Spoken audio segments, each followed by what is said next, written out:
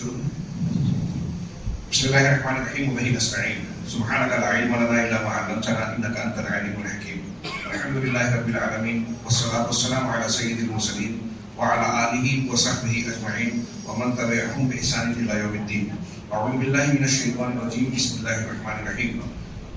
يا ايها الذين امنوا اطيعوا الله واطيعوا الرسول واولي الامر منكم فان تنازعتم في شيء فردوه الى الله والرسول ان كنتم تؤمنون بالله واليوم الاخر ذلك خیر و احسن تأویلا. محترم حاضرین، وقت گنوائے بغیر ہم براہ راست اپنا درس آگے بڑھاتے ہیں.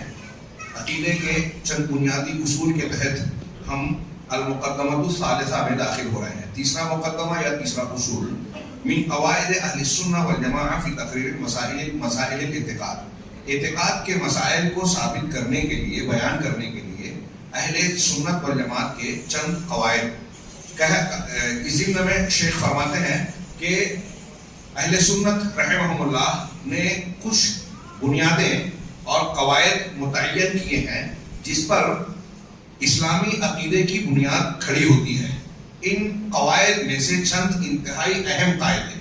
پہلا قاعدہ یہ ہے کہ تقدیم النقل علی العقل، نقل کو عقل پر مقدم کرنا.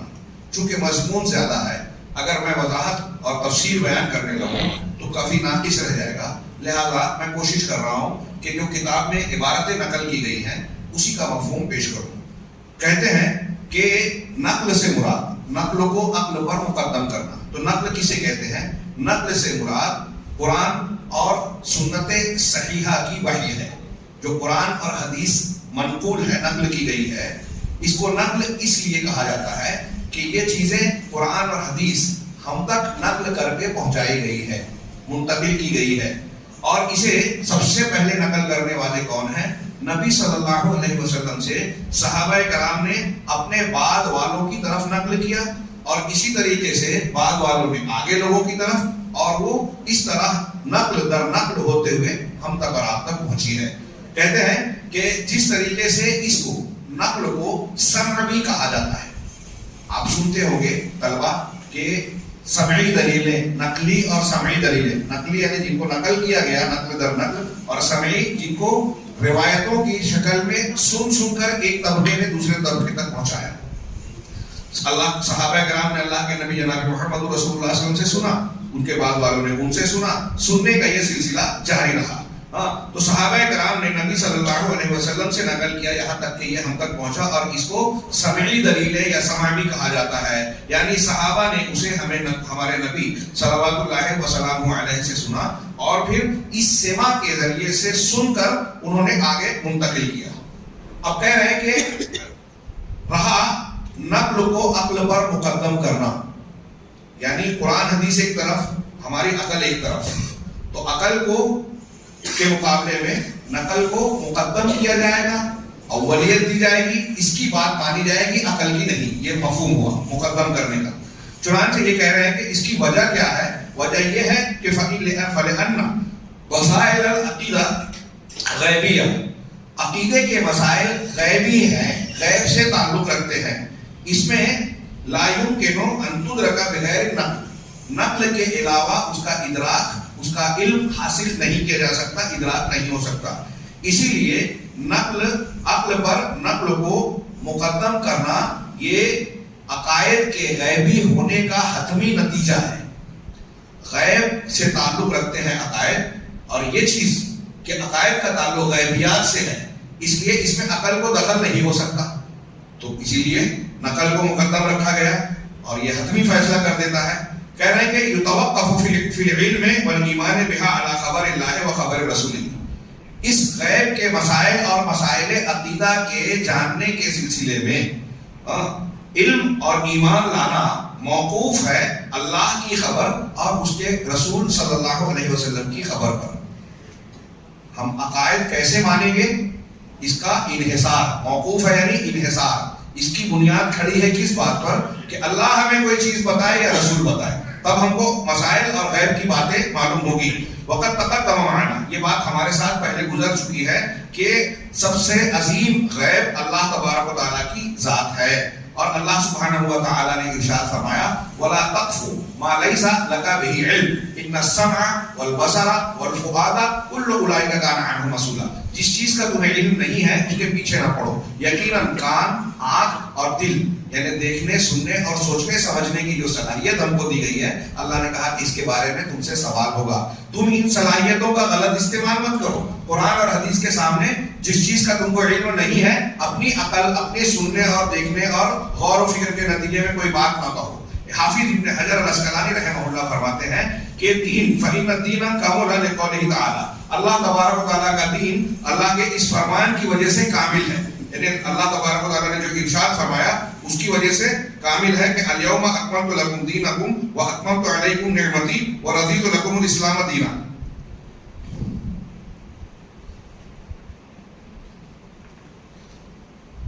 تو اس فرمان کی وجہ سے حافظ ابن حجر اس سے استدلال کر رہے ہیں کہ فَإِذَا كَانَ أَكْمَلَهُ وَأَتَمَّهُ وَتَلَقَّاهُ الصَّحَابَةُ عَنْ النَّبِيِّ صلی اللہ علیہ وسلم، جب اللہ نے اس دین کو مکمل اور کامل بنا دیا اور صحابہ نے نبی صلی اللہ علیہ وسلم سے یہ پورا دین لے لیا.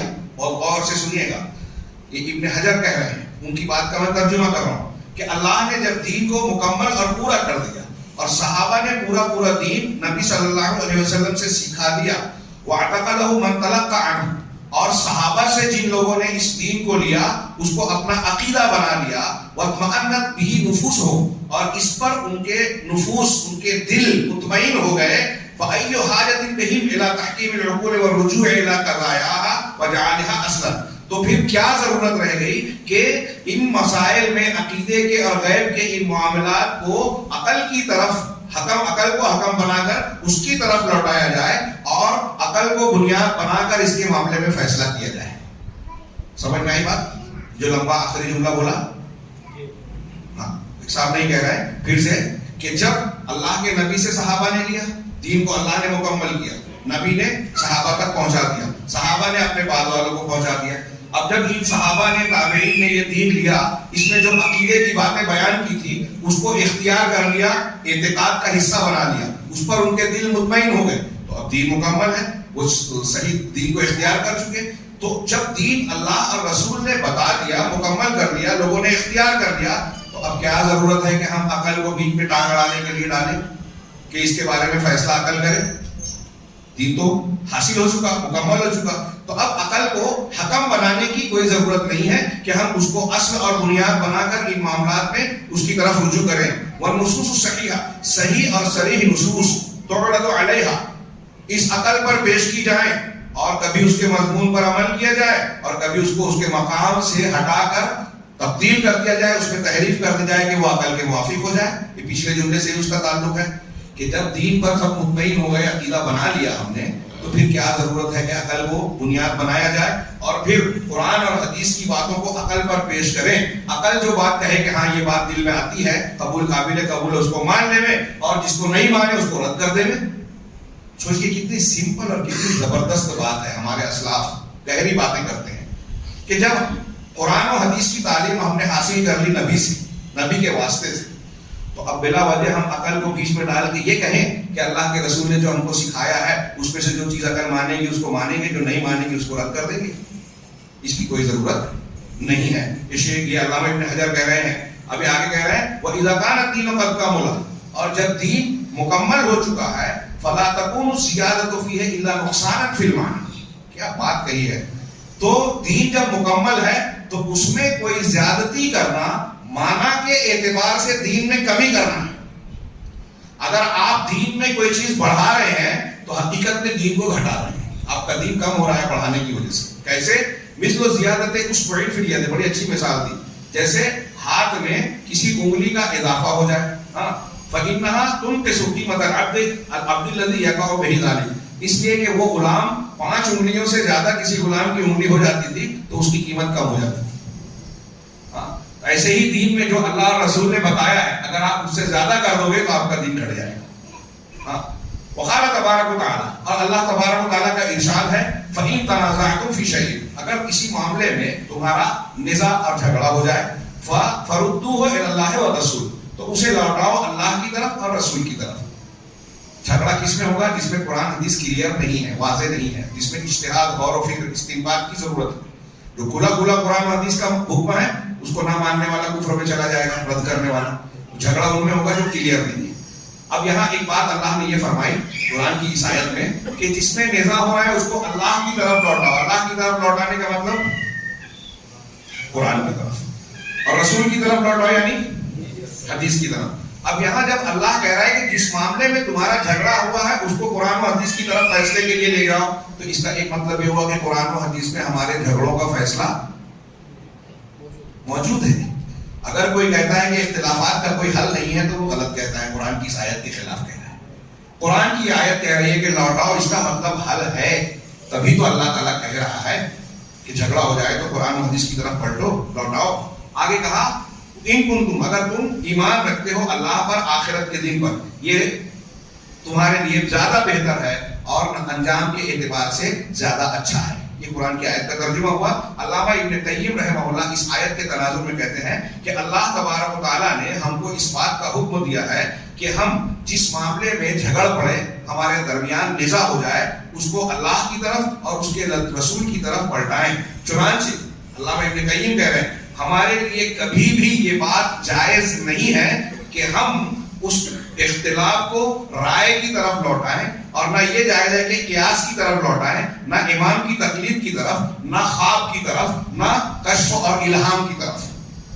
ابن قیم کے جملے کو قرآن کی روشنی میں غور سے سنی۔ علامہ ابن قیم رحمہ اللہ فرما رہے ہیں کہ جب اللہ تعالیٰ یہ کہہ رہا ہے کہ قرآن و حدیث سے اپنے اختلافات کا تصفیہ کرو،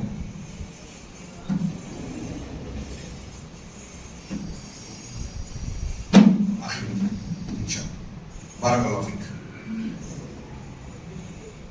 تو اللہ نے جب یہ کہا تو ابن قیم رحمہ اللہ فرما رہے ہیں کہ جب اللہ کا یہ حکم ہے، آرڈر ہے کہ اپنا جھگڑا قرآن حدیث سے حل کرو، تو معلوم یہ ہوا اب علامہ ابن قیم جب رب العالمین کا یہ حکم ہے کہ جھگڑے کا حل قرآن و حدیث سے کرو، تو یہ جائز نہیں ہے کبھی بھی کسی مسلمان کے لیے کہ اپنا مسئلہ اور جھگڑا حل کرنے کے لیے رائے کی طرف یعنی عقل کی طرف لوٹے، قیاس کی طرف لوٹے، اجتہاد کیا کہتے ہیں امام کی تقلید کہ بھائی فلاں امام نے یہ کہا ہے تو اس کی بات مان کے اپنا مسئلہ حل کرو، اور نہ ہی کسی کا خواب اور کسی پیر صاحب کا کشف یا پھر کسی کا الہام کہ اس کو دل میں یہ بات آتی ہے، ایسی کسی چیز سے مسئلہ حل نہیں ہوگا، جائز ہی نہیں ہے۔ اللہ نے کہا ہے اللہ رسول کی طرف لوٹاؤ۔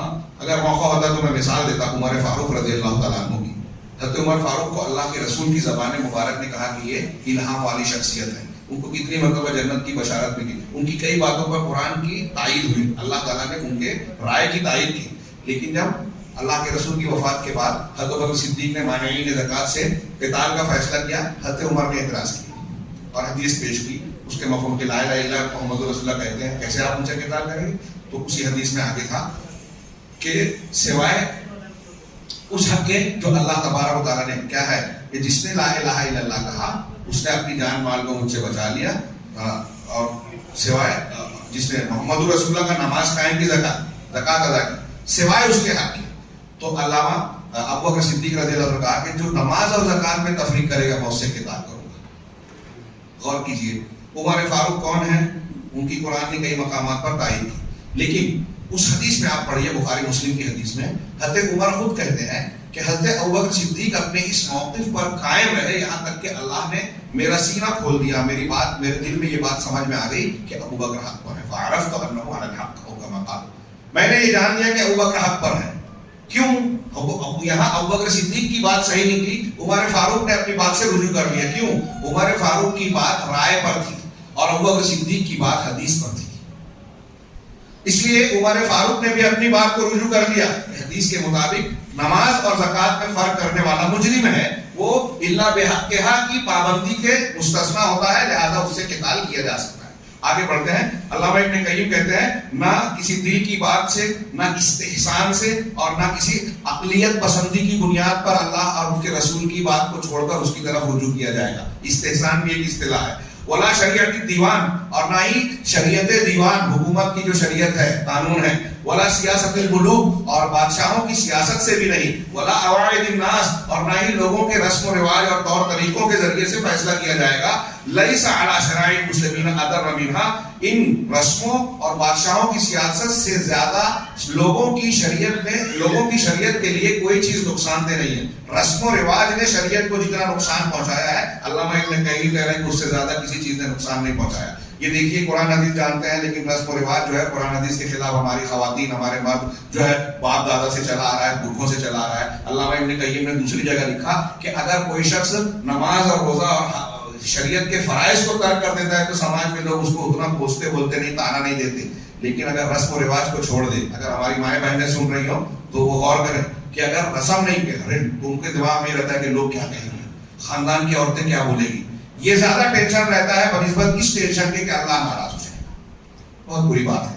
تو علامہ ابن قیم نے اس آیت کی روشنی میں یہ بتایا کہ جب اللہ نے اختلافات کا حل کرنے کا حکم دیا اللہ اور رسول نے قرآن اور حدیث سے، تو یہ جائز نہیں ہے کسی مسلمان کے لیے کہ قرآن حدیث کو چھوڑ کر عقل کا فیصلہ کرے، رائے مانے، قیاس مانے، کسی کا الہام، کسی کا کشف، کسی کے خواب کا حوالہ دے، کسی امام کی تقلید کرے، بادشاہوں کی سیاست یا رسم و رواج کو مانے. کوئی چیز جائز نہیں ہے، قرآن و حدیث کا فیصلہ ماننا ہوگا. یہ عقل کو مقدم کرنے کی بہت شاندار دلیل.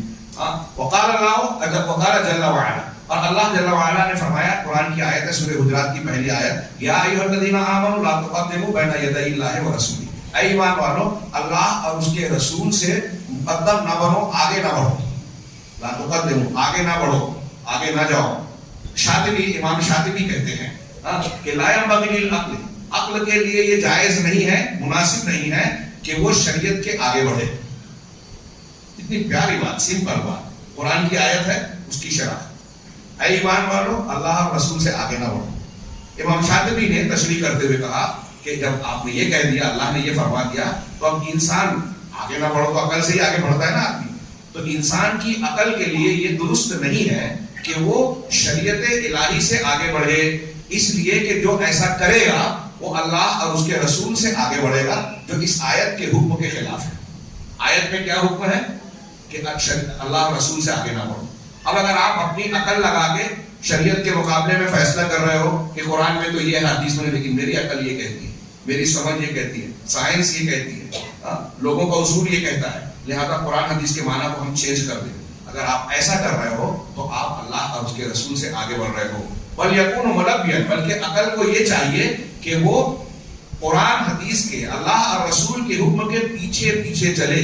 مُلَبِّيًا مِن وَرَاءَ وَرَاءَ، پیچھے پیچھے اس پر تلبیہ پکارتے چلے، مطلب اس کی تابعداری کرتے ہوئے چلے. ثم نقول، پھر ہم یہ کہیں گے، امام شاطبی کہتے ہیں کہ ان ھذا هو المذهب للصحابہ رضی اللہ عنہم وعلیہ ذهبوا واياه اتخذوا طریقا الى الجنہ فوصلوا. کتنی جامع بات کہی ہے، غور سے سنیے کہ ہم یہ کہیں گے کہ یہی صحابہ کا مذہب تھا. دنیا کے جتنے لوگ ہیں منہج میں الگ الگ طریقہ اختیار کر رہے ہیں، کوئی حکومت قائم کرنے کی بات کر رہا ہے، کوئی فضائل کی بات کر رہا ہے، کوئی خارجیت کو اختیار کر رہا ہے، کوئی کسی بدعت کو، کوئی تصوف کو اختیار کر رہا ہے. یہ ساری چیزیں لوگوں کے بنائے ہوئے، عقلی بنائے ہوئے اصولوں کی بنیاد پر ہے، قرآن حدیث سے ہٹ کر اپنی رائے قیاس کے استنباط کی بنیاد پر ہے، نبی اور صحابہ کے طریقے پہ نہیں ہے. اور جو لوگ عقل کو مقدم کر کے اپنے بنائے ہوئے اصولوں کو شریعت اور دین مان رہے ہیں، اس کو مسلک صحیح مان رہے ہیں، وہ صحابہ کے طریقے سے ہٹے ہوئے. امام بغوی کہتے ہیں، امام شاطبی کہتے ہیں کہ قرآن اور حدیث کو مقدم رکھنا یہی صحابہ کا مذہب ہے، اور اسی پر انہوں نے زندگی گزاری، اسی کے عادی بن گئے، اور اسی کو اختیار کر کے انہوں نے جنت کا راستہ اختیار کیا اور جنت تک پہنچ گئے. جنت کا راستہ اختیار کیا اور قرآن و حدیث کہتی ہے کہ جنت تک وہ پہنچ گئے. اب جس راستے کو اختیار کر کے صحابہ کرام جنت تک پہنچے ہیں، ہمیں اس میں شک شبہ کیوں ہے کہ وہ جنت کی بجائے کہیں اور جائے گا؟